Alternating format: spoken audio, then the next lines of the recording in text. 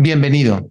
Este es tu programa Factor Capital Humano. Yo soy José María Velar y el día de hoy vamos a tener un invitado que hemos disfrutado en muchas ocasiones de su presencia, así como de toda la información que nos comparte, Enrique Díaz Infante. Quédate con nosotros, en un momento empezamos.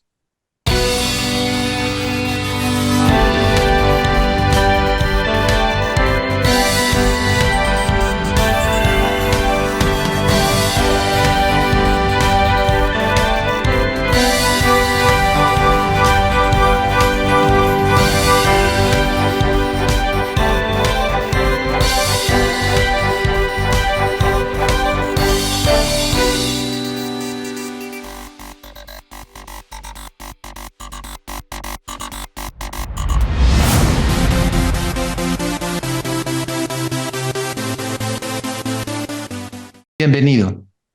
Este es tu programa Factor Capital Humano. Yo soy José María Velar y tenemos como invitado especial el día de hoy a Enrique Díaz Infante. Enrique es director del sector financiero y de seguridad social del Centro de Estudios Espinosa Iglesias. Tiene una carrera profesional digna de admirar. Él es egresado de la Facultad de Derecho de la UNAM y además ha realizado algunas maestrías, no puedo decir una, sino es maestro por la London School of Economics and Political Science. Estudió las maestrías en políticas comparadas y en política social, planeación en países en desarrollo, donde también fue investigador invitado y actualmente cursa el doctorado en Derecho en la Universidad Panamericana. Además de ser articulista para el instituto, ha participado y ha escrito el libro de Competencia Económica y Regulación Financiera, el Sistema Financiero Mexicano, Diagnóstico y Recomendaciones, y el México del 2018, Movilidad Social para el Bienestar. Esta historia nos habla de un mexicano dedicado, preparado y que además todos los días busca alternativas de crecimiento, de entendimiento de qué está pasando para compartir esta información a través del instituto. Enrique, es un gusto tenerte de regreso con nosotros. Bienvenido. Muchas gracias, José María. Es muy amable. Saludos. Pues, Enrique, mira, estamos en una brecha muy interesante en nuestro país y no sé si el término adecuado sea interesante, pero al final de cuentas estamos enfrentando un componente muy importante, ya que nuestras fechas democráticas, que representan un montón de situaciones irregulares, cambios que tienen que ver con la elección presidencial para el próximo año, pues se inician desde ahora. En otra época se iniciaban el año de la elección, hoy día se inician desde ahora. Y esto trae en consecuencia que muchos de los problemas que tenemos se potencializan con el pretexto político, se toman rehenes algunas de las actividades, el instituto electoral se ve pues victimizado por muchas circunstancias de intereses políticos, pero lo más importante y lo que nos atañe tiene que ver con qué pasa en nuestra economía, qué pasa en nuestro entorno social. El crimen organizado abiertamente ha crecido, gobierna algunos de los estados de nuestro país. Eh, Tenemos una circunstancia de desempleo para cierto grupo.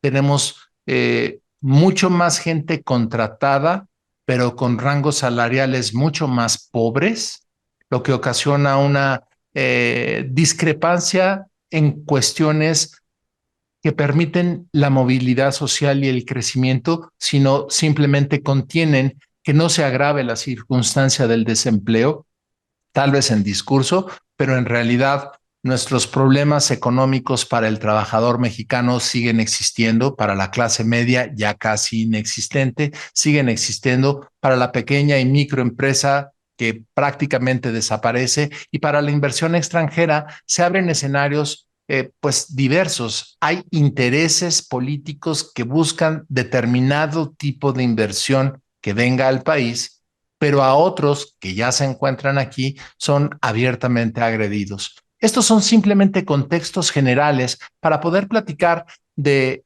lo que queremos que compartas con nosotros, Enrique, que es qué está sucediendo en el escenario económico de nuestro país, qué ves en los análisis sociales que pudieras compartir con el auditorio y que nos pueda ayudar a enriquecer. Recientemente estuvo la convención bancaria mexicana, en la cual pues convergen pues prácticamente todos los que administran los bancos hoy día y que pueden compartir algunas cosas. Como bien comentabas en alguna conversación que hemos tenido, no necesariamente los dueños de los bancos, sino sus administradores, quienes ya son mucho más moderados en compartir su visión y sus estrategias, pero no así sus ponentes y los invitados a estos foros, los cuales comparten visiones muy particulares, muy específicas, ya a nivel global, no necesariamente solo de México, y que valdría la pena que pudieras tocar y platicarnos un poco de qué viste en ese escenario, Enrique. Así que cuéntanos.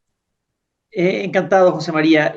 Me parece muy atractivo todo el menú tan amplio de temas que fuiste planteando. Y yo creo que le entramos por el tema político, ¿no? Yo creo que, como bien señalas, es de llamar la atención que este gobierno haya adelantado innecesariamente la sucesión con la presidencial, con la inestabilidad que esto trae. Me temo que mucho de este adelanto de la agenda electoral es en razón de que para el presidente López Obrador todo gira en torno a las elecciones.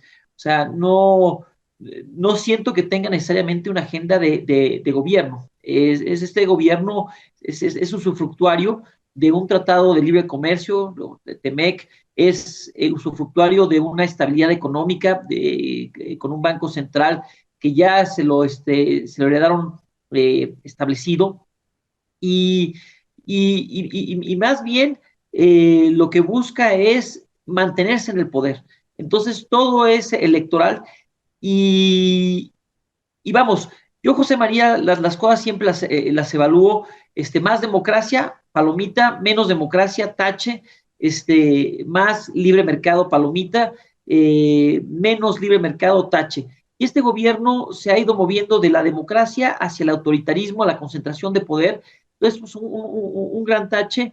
Y en materia económica, pues ha tratado de regresar a CFE y a Pemex a lugares primordiales. Entonces, en finanzas públicas, esto ha generado que se destinen grandes recursos a elefantes blancos que no logran salir adelante, además de sus megaproyectos. Entonces, yo te diría que es el proyecto de la 4T, es un proyecto que busca, a través de golpear al INE, perpetuarse, porque los resultados no están siendo buenos, las urnas pudieran ser crueles.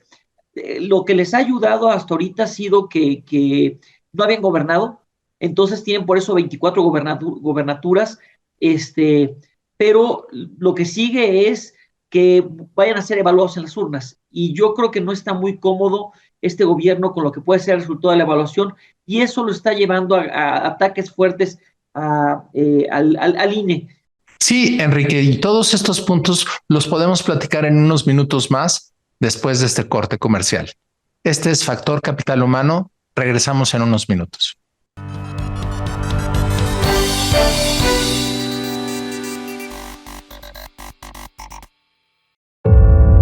¿Tienes en tus manos la ardua tarea de velar por tu empresa? No te preocupes, no estás solo. IDC Online es tu fiel aliado, a través de sus útiles herramientas como calculadoras, indicadores financieros, salarios mínimos, formas y formularios, cuotas de seguridad social, legislación y criterios, impuestos sobre nóminas, IDC Seminarios, artículos en tendencia y casos prácticos para un análisis más profundo. Incluso puedes escuchar nuestro podcast dentro del sitio. ¿Te interesa regularizarte ante el IMSS? Bueno, los interesados deben comunicar tal intención al Seguro Social Y leer diferentes artículos en las diferentes secciones que te esperan dentro de IDC Online. Secciones como Seguridad Social, Laboral, Fiscal, Contabilidad Fiscal y Finanzas. Podrás estar al día en todos los temas para mantener en orden tu empresa y todas sus áreas. IDC Online es accesible a través de todo dispositivo electrónico como computadoras, tabletas e incluso está en la palma de tu mano en tu celular. Solo ingresa a idconline.mx y comienza a navegar. Recuerda, IDC Online es tu mejor aliado.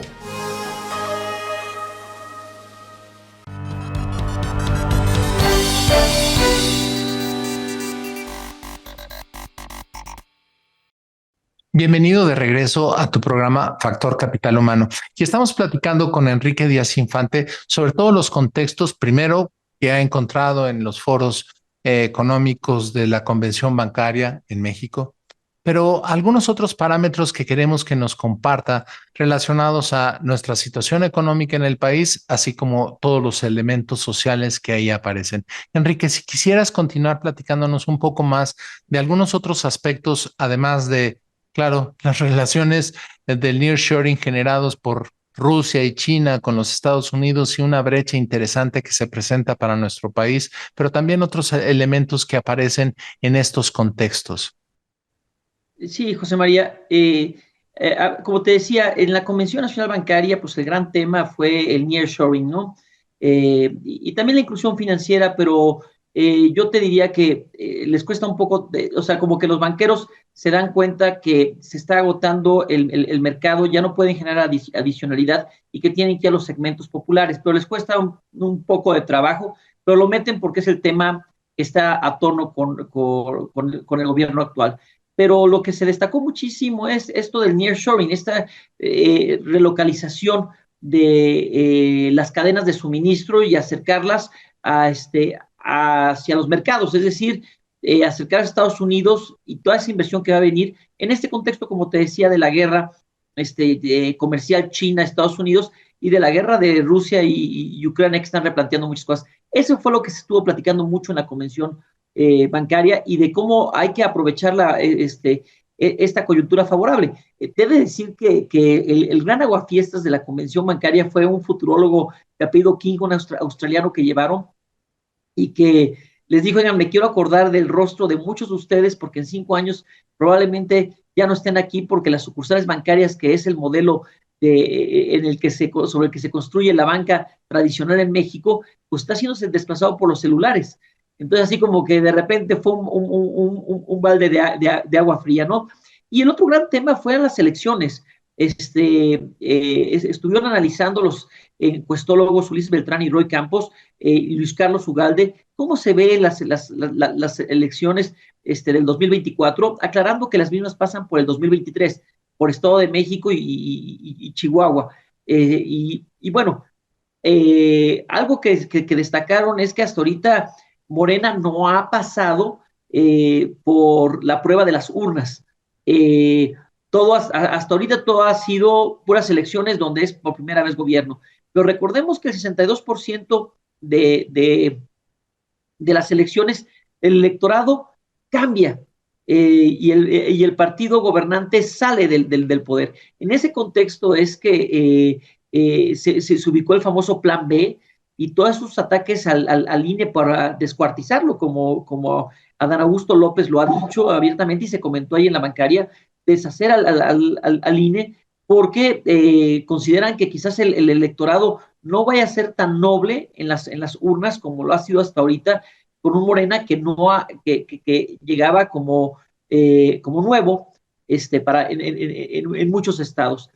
Otros temas interesantes que también se destacaron y que van a jugar mucho es la relación con Estados Unidos, el tema migratorio, y aquí sí es importante hacer un paréntesis para destacar que quizás lo que pasó antier con la muerte de los 39 migrantes, pues vaya a ser la Ayotzinapa, lo que fue la Ayotzinapa para Peña Nieto, para López Obrador, pudiera ser un tema de cambio en el electorado por la falta de humanismo que se mostró y la ineptitud y dejar morir así a 39 migrantes. Pero el tema del migratorio no fue parte de la Convención Nacional Bancaria, o sea, fue parte de la Convención, evidentemente no esto que pasó hace 2 días, pero sí Hillary Clinton se mostró muy preocupada por el tema migratorio y yo creo que lo de hace 2 días pues demostró que hay un gran problema que ni el gobierno los gobiernos de Trump, Biden, ni ahora López Obrador pues han logrado resolver, y deja muy mal parado esto al gobierno de López Obrador, que entró una bandera de que iba a plantar cara a Estados Unidos en esta cuestión, y que ha demostrado ser sumiso, ser muy agachado, displicente con Estados Unidos. Estamos viviendo ya las consecuencias de esta actitud, y que nos hemos asumido el papel de cancerberos y de patio trasero de Estados Unidos en este tema, ¿no? Entonces, sí, Hillary Clinton destacó el problema migratorio, y ahorita, hace 2 días, pues ya vemos consecuencias, 39 migrantes que murieron. Esto va a tener efectos electorales, sin duda, 2023 y sobre todo 2024. Claro, y algo que es importante destacar no es nada más el factor migratorio, que ya de por sí, como bien lo señalas, es un componente complejo, delicado, y nuestro rol no ha sido el más grato, pero tenemos un componente de crimen organizado que sigue siendo un factor de cuestionamiento para el reto, para este régimen y para las próximas elecciones, en vista de la participación que tiene el crimen organizado hoy día en el proceso electoral. Juegan un papel hegemónico ya hoy día en gran parte de los estados, y ya son un participante activo en las elecciones, lo que pone todavía más sal al asunto democrático electoral. Y por el otro lado, tenemos pues las dudas, las circunstancias económicas, y un Banco de México que está batallando, incrementando las tasas para mantener una estabilidad y reducir las tasas de inflación. Pero eso, en un momento más que regresemos, quédate con nosotros, Factor Capital Humano.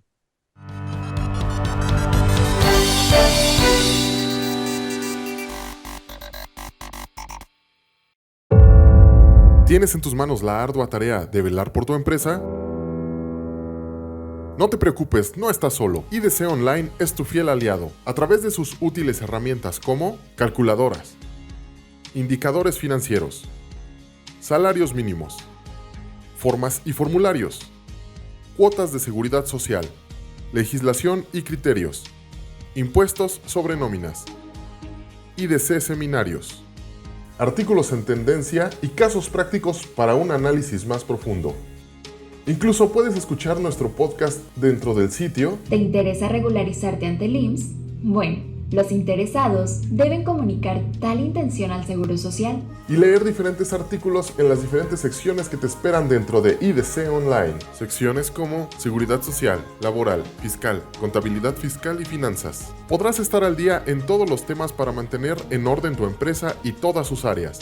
IDC Online es accesible a través de todo dispositivo electrónico como computadoras, tabletas e incluso está en la palma de tu mano en tu celular. Solo ingresa a idconline.mx y comienza a navegar. Recuerda, IDC Online es tu mejor aliado.